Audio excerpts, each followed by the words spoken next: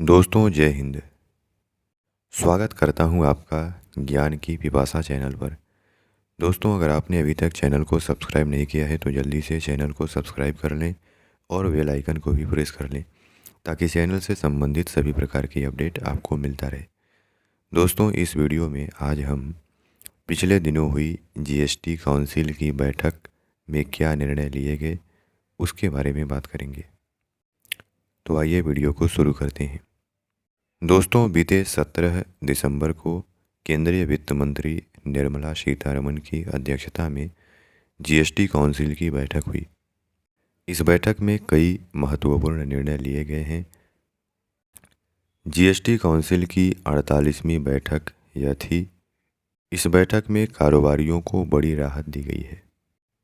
अब 2 करोड़ की कर चोरी पर ही दर्ज होगा मुकदमा। वस्तु एवं सेवा कर के तहत अब 2 करोड़ रुपए या इससे अधिक से जुड़े कर चोरी के मामलों में ही एफआईआर और गिरफ्तारी की जा सकेगी। पहले यह सीमा 1 करोड़ रुपए थी।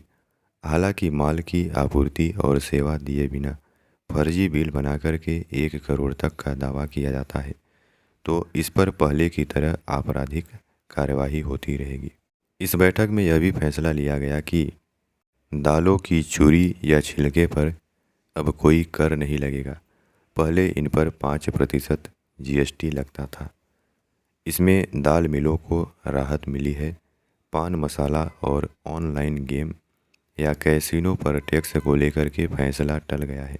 हालांकि अपेक्षा या आशा जताई गई थी कि गेमों पर, ऑनलाइन गेमिंग, कैसीनो पर टैक्स को लेकर के फैसला होगा, लेकिन इस पर फैसला नहीं हो पाया है। वित्त मंत्री निर्मला सीतारमण ने इस बैठक के बारे में कहा कि समय की कमी के कारण 15 विषयों में से केवल 8 पर ही निर्णय हो सका है। बाकी पर अगली बैठक में निर्णय होगा। इस बैठक में कोई नया कर नहीं लगाया गया है। इस बैठक में यह भी फैसला लिया गया है कि गैर पंजीकृत कारोबारी पंजीकृत को ऑनलाइन बेच सकता है माल। कोई गैर पंजीकृत कारोबारी तो 1 अक्टूबर 2023 से वह भी ऑनलाइन माल पंजीकृत कारोबारी को बेच सकता है। जो भी कर बनेगा पंजीकृत कारोबारी उसे वसूल करके जीएसटी में जमा कर देगा। इससे रेहड़ी पटरी वालों को भी कारोबार आसान बन जाएगा। इथाइल अल्कोहल पर भी अब जीएसटी नहीं लगेगा। इसे सैनिटाइजर या शराब में मिलाया जाता है। इस पर 18% कर लगता था। बायोफ्यूल पर भी जीएसटी 18 से घटाकर 5% कर दिया गया है। कारोबारियों को जुर्माने की राशि में भी राहत दी गई है। अभी जुर्माना कर राशि के 50 से 150% तक लगाया जाता है। अब यह जुर्माना कर राशि के 25 से 100% तक लगाना होगा।